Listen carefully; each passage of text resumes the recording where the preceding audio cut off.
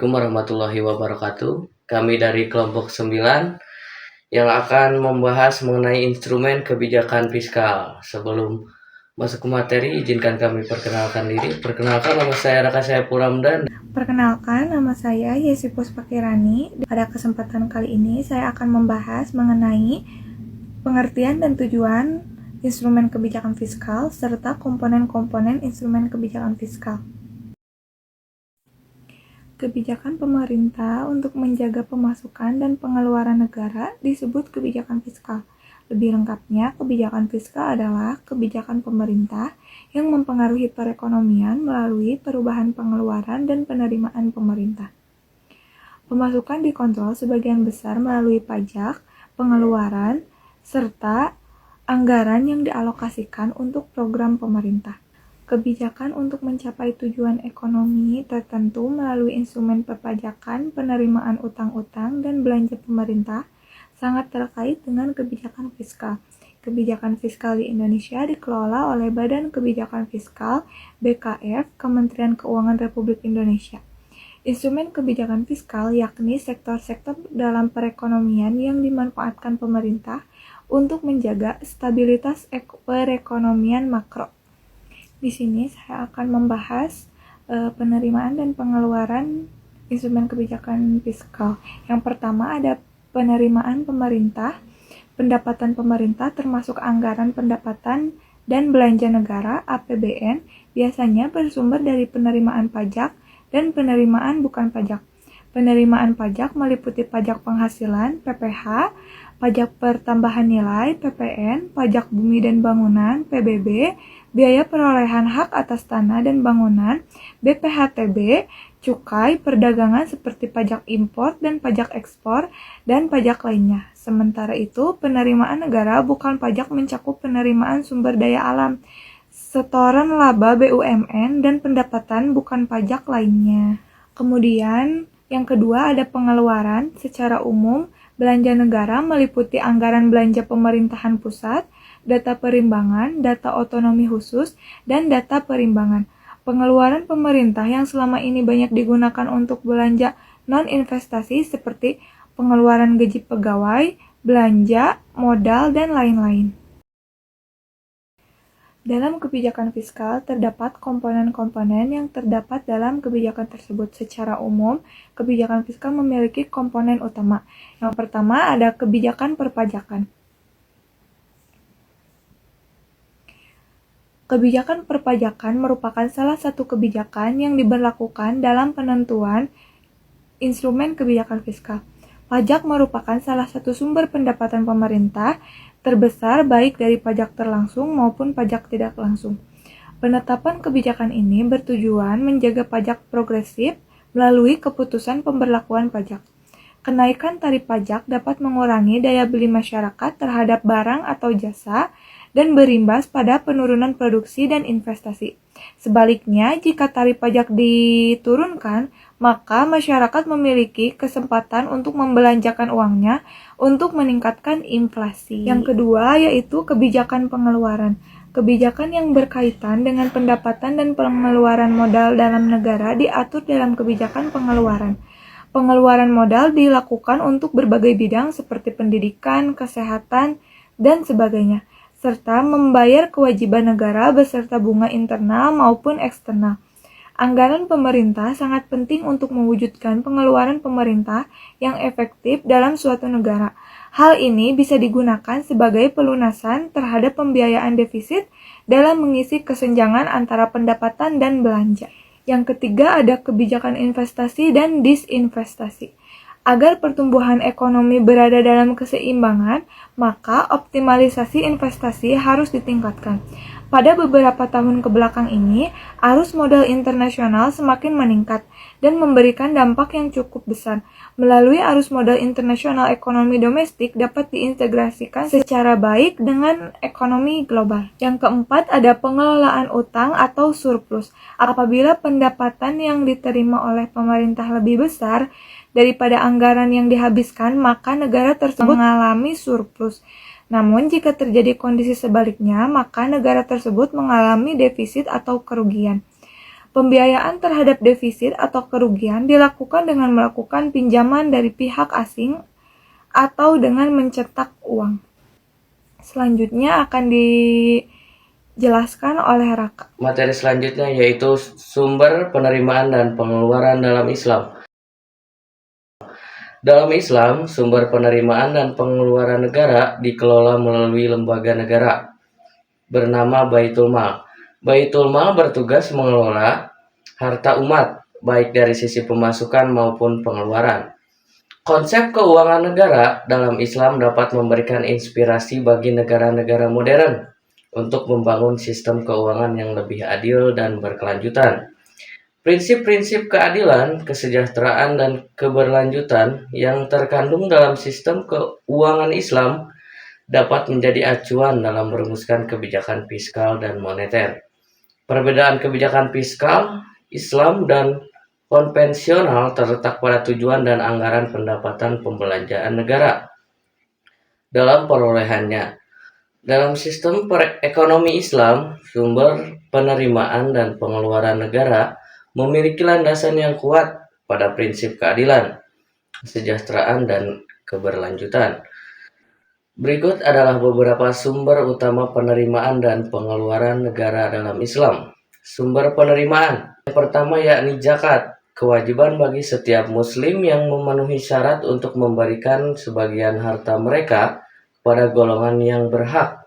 Zakat merupakan sumber utama pendapatan negara Islam dan memiliki fungsi sosial dan ekonomi yang sangat penting. Dua adalah kharaj, yakni pajak yang dikenakan atas tanah pertanian yang dimiliki oleh non-muslim di wilayah kekuasaan Islam. Yang ketiga yakni jizyah, yakni pajak kepala yang dikenakan kepada non-muslim dewasa laki-laki yang tidak ikut berperang. Yang keempat adalah usir, yakni pajak hasil pertanian dan peternakan yang besarnya bervariasi tergantung pada jenis tanaman dan hewan. Yang kelima yakni ghanimah, yakni harta rampasan perang yang diperoleh secara sah dalam peperangan. Yang keenam yakni fa'i, yakni harta yang diperoleh tanpa melalui peperangan, misalnya harta yang ditemukan atau harta yang tidak memiliki pemilik yang jelas. Sumber pengeluaran yang pertama adalah Baitul Mal, lembaga pengelola keuangan negara Islam yang bertanggung jawab atas pengumpulan, penyimpanan, dan pendistribusian harta negara. Yang kedua adalah pembiayaan perang, yakni untuk membiayai perang yang dilakukan untuk membela negara dan agama. Yang ketiga yakni pembangunan infrastruktur, yakni membangun jalan, jembatan, irigasi, dan fasilitas umum lainnya untuk kepentingan masyarakat. Yang keempat yakni pemberian bantuan sosial, yakni untuk membantu fakir miskin, anak yatim, dan golongan yang membutuhkan lainnya.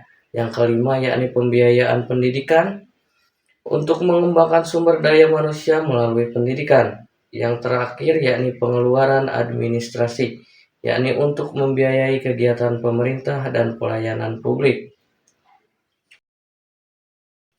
Materi selanjutnya yakni pandangan Islam terhadap utang negara. Pandangan Islam terhadap utang negara disebabkan oleh berbagai faktor. Salah satunya ialah ketertinggalan infrastruktur dan masalah konektivitas yang menimbulkan tingginya biaya ekonomi yang ditanggung masyarakat.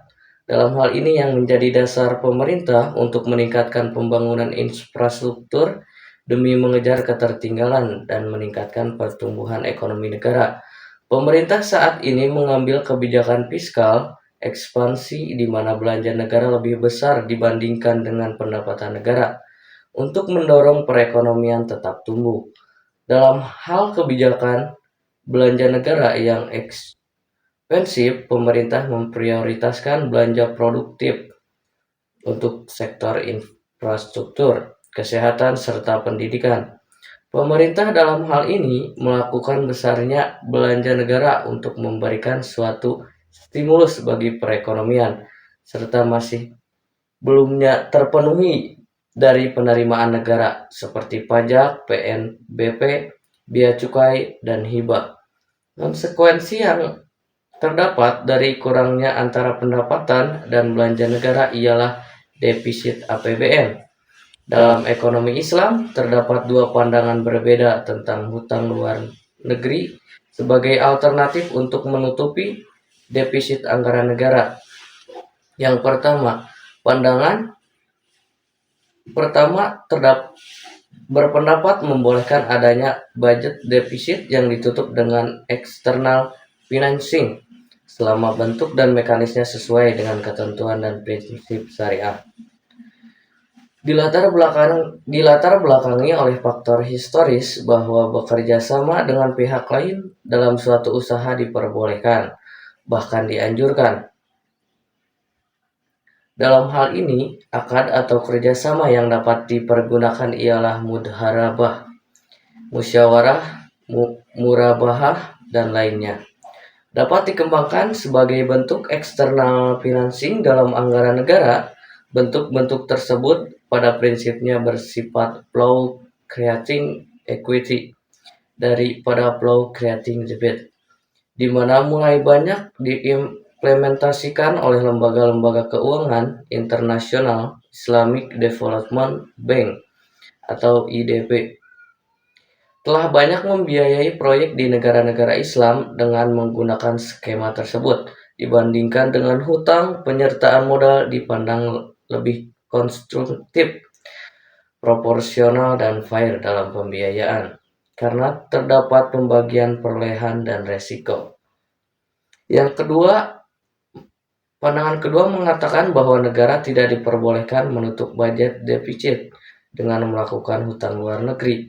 Hal ini didasari pada pertimbangan preventif bahwa mekanisme pinjam hutang luar negeri menggunakan sistem bunga, sedangkan dalam Islam bunga dalam bentuk apapun, baik konsumsi ataupun produksi, dan besar ataupun kecil, secara tegas dilarang. Dalam Islam, bunga bentuk apapun, baik konsumsi ataupun produksi, dan besar ataupun kecil, secara tegas dilarang. Dari pandangan Islam, praktek, proses, serta implikasinya dari hutang luar negeri yang diterapkan di Indonesia tidak sesuai dengan ajaran Islam. Hal tersebut dapat dijelaskan. Yang pertama, hutang yang dilakukan berdasarkan pada riba, karena dalam pelaksanaannya hutang yang dilakukan oleh pemerintah Indonesia adanya sistem bunga, di mana dalam Islam adanya penerapan bunga. Ini mengarahkan kepada riba yang dilarang oleh Islam, terlepas dari seberapa rendahnya atau seberapa besarnya bunga tersebut. Yang kedua, hutang luar negeri menyebabkan jatuhnya martabat suatu bangsa. Dalam Islam mengajarkan untuk senantiasa menjaga integritas dengan baik secara individu maupun bangsa, di mana hal ini akan kehilangan suatu kebebasan dalam mengatur kebijakan ekonomi. Akibatnya adanya tekanan dari pihak yang memberi hutang. Yang ketiga, yakni melarang prinsip fair dealing dalam Islam, karena pada kejadian di masa lampau yang pernah terjadi bahwa tidak ada proses tawar-menawar yang adil dalam pemberian hutang. Dalam hal ini tawar-menawar terjadi sangat bias ke arah keuntungan negara maju dan kerugian bagi negara penerima.